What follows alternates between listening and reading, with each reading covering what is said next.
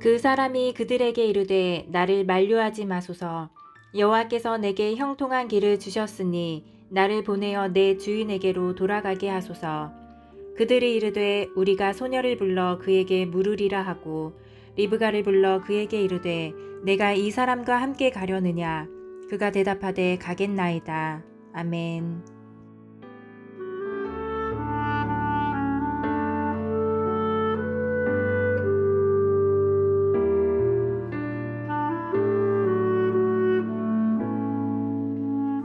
샬롬, 복된 화요일 아침입니다. 오늘은 창세기 24장 50절로 67절의 말씀, 형통한 길, 이 제목으로 말씀 나누겠습니다. 어제 본문에서는 제가 바른 길, 오늘 본문에서는 형통한 길, 맥이 같습니다. 어제 제가 큐티 우리 나눔 카톡 채널에 뭐가 바른 길인가 이렇게 좀 함께 나누었어요. 내가 원하는 거, 내가 하고 싶은 것을 다 이루는 것은 바른 길이고, 이루지 못하고 얻지 못했다면 틀린 길인가. 만일 이렇게 생각한다면 그것은 너무나 결과론적인 이야기고, 더 나아가 결과만 좋으면 돼라는 것과 맥을 같이해야 한다, 이런 말씀을 드렸죠. 예수를 믿고 있는 우리에게 바른 길은 무엇입니까? 우리 분명하게 합시다. 아무리 내가 모든 것을 다 가지고 승승장구한다 할지라도 그 인생 속에 하나님이 없다면 틀린 길입니다. 반대로 넘어졌어요. 실패했습니다. 깨졌습니다. 하지만 그 속에 하나님께 엎드림이 있다면 그 아픈 일을 통하여서 하나님이 무엇을 원하시는가? 나의 필요가 아니라 하나님의 필요가 무엇인가? 이것을 바라보며 하나님과의 친밀한 사귐이 이루어졌다면 그게 바로 바른 길이죠. 틀린 길이 무엇이냐? 바른 길이 무엇이냐? 이것에 대해서 예수를 믿고 있는 우리들의 기준은요, 하나님이어야 합니다. 나의 필요, 나의 원함? 아니요. 하나님의 필요, 하나님의 원함. 그것이 이루어지는 길이 바른 길이죠. 자, 오늘 본문 똑같습니다. 뭐가 형통한 길입니까? 뭐가 형통한 길이에요? 자, 여러분 56절을 보십시오. 그 사람이 그들에게 이르되 나를 만류하지 마소서. 여호와께서 내게 형통한 길을 주셨으니 나를 보내어 내 주인에게로 돌아가게 하소서.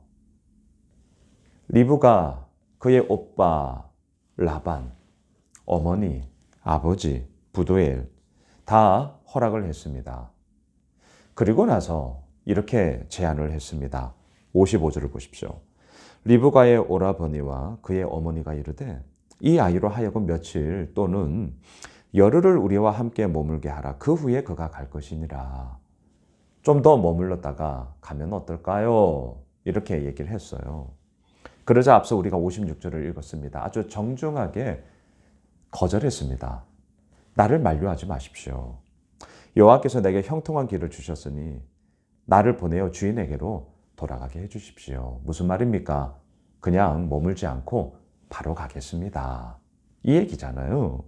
자, 57절. 그들이 이르되 우리가 소녀를 불러 그에게 물으리라 하고. 자, 이 아브라함의 종이 거절하자 라반과 그의 어머니의 마음속에 그래도 좀 더 머물러 있었으면 좋겠는데 그러면 우리 당사자인 리브가에게 한번 물어봅시다. 이렇게 얘기했습니다. 58절. 리브가를 불러 그에게 이르되 네가 이 사람과 함께 가려느냐?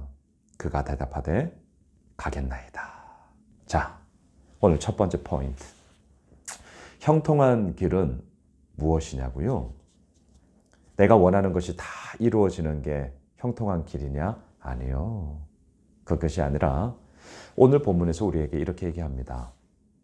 하나님의 뜻을 알기까지 많은 생각, 기도, 고민 있어야 한다. 하지만 그 생각과 고민과 기도의 과정을 통하여서 내가 결정을 내렸다면 더 이상 머뭇거리지 않고 더 이상 쭈삣쭈삣 거릴 필요 없이 그 결정한 것을 가지고 가는 것이다.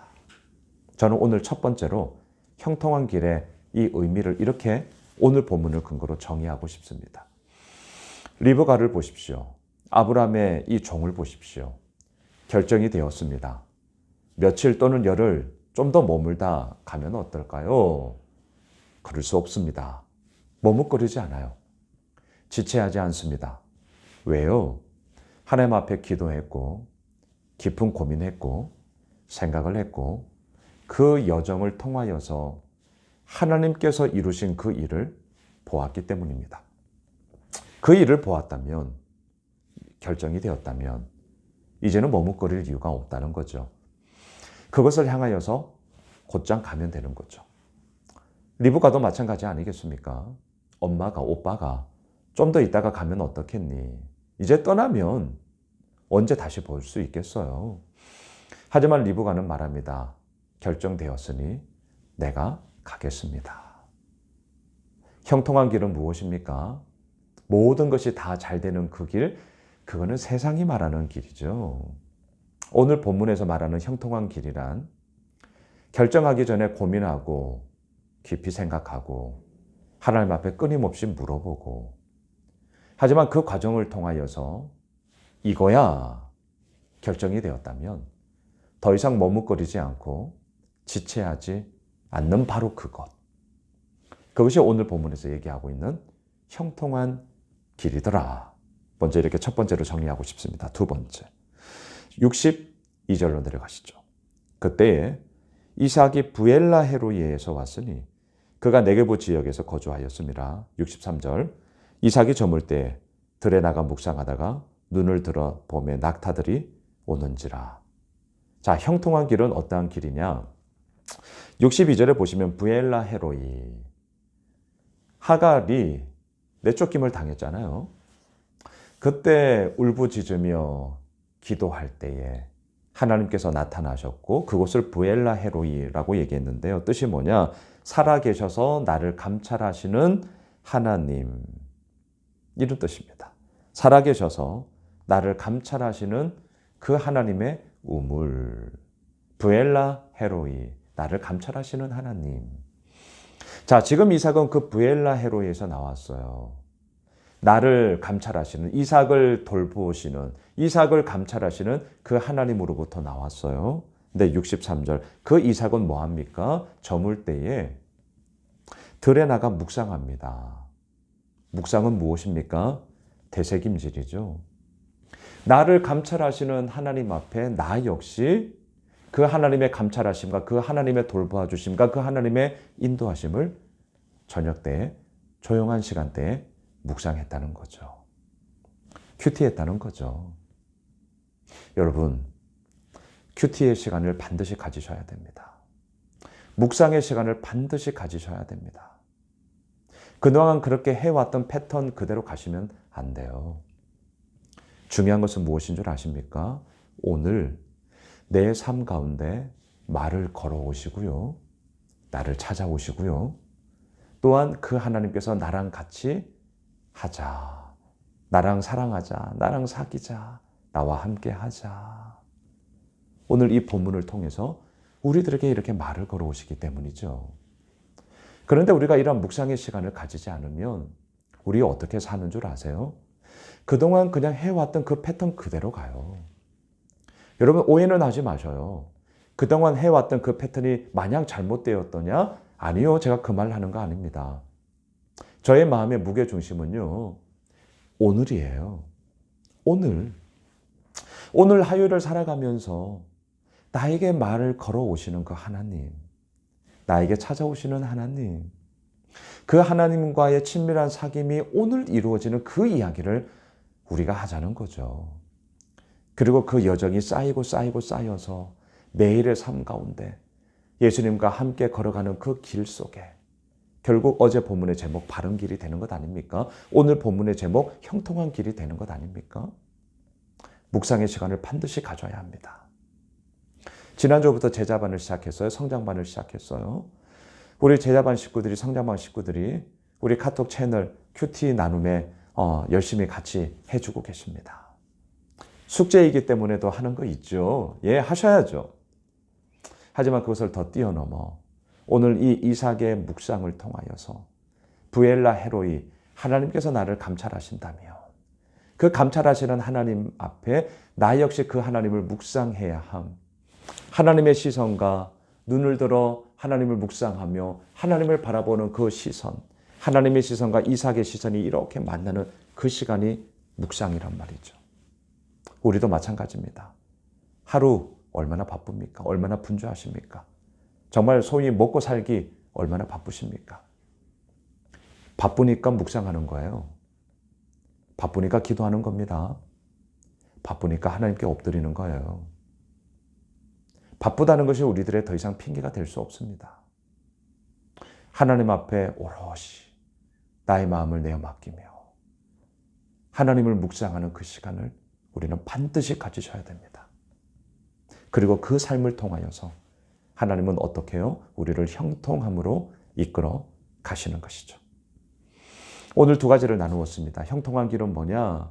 하나님 앞에 깊이 고민하고 깊이 생각하고 기도하고 그 시간들을 충분히 가지고 난 이후에 결정이 되었다면 더 이상 지체하지 않는 것, 머뭇거리지 않는 것, 결정을 내렸다면 가는 것. 두 번째, 무엇이 형통한 것이냐? 나를 감찰하시는 하나님 앞에 나 역시 묵상하며 그 하나님을 생각하며 나에게 말 걸어오시는 그 하나님께 나의 마음을 내어드리며 대화를 가지는 그 묵상의 시간, 그것이 바로 형통합니다. 예수오매실교회가 이런 교회입니다. 양순원 목사의 목회에 너무나도 중요한 것이 바로 이것입니다. 큐티하는 교회입니다. 말씀이 어떻게 우리를 이끌어 가는지를 보고 싶은 목사입니다. 우리 이 길을 한번 걸어가 보시죠. 그동안 해왔던 나에게 익숙한 패턴을 한번 내려놔 보시죠. 어색하실 겁니다. 힘드실 거예요. 만만치 않습니다. 하지만 이 길을 걸을 때 바른 길, 형통함의 길이 무엇인지를 우리는 알게 될 것입니다. 그 길을 우리 함께 걸어가 보시면 어떨까요? 오늘 화요일이 그러한 형통한 길이 되시길 주님의 이름으로 축복합니다. 기도합시다. 하나님, 그렇습니다. 하나님께서 이루시고 행하시고 주께서 이끌어 나아가시는 그 주님의 인도하심 가운데 우리의 모든 것을 내어 맡기며 나아가는 형통함의 길을 걷고 싶습니다. 이삭은 묵상했습니다. 우리도 나를 감찰하시는 그 하나님을 묵상하며 주님 앞에 나아가고자 합니다. 고민합니다. 기도합니다. 그 가운데 결정을 내렸습니까? 더 이상 지체하지 않기 원합니다. 붙잡았다면 가는 것이죠. 주님, 그 형통함의 길을 통하여 주께서 이루어 나아가심이 얼마나 크고 놀라운 것인지를 오늘 화요일, 아니 우리들의 모든 삶을 통하여 그 하나님을 경험케 되는 우리 모두가 되게 하여 주시옵소서. 예수님의 이름으로 기도드리옵나이다. 아멘. 우리가 가지고 있는 기도 제목을 붙잡고 말씀 붙잡고 함께 기도하겠습니다.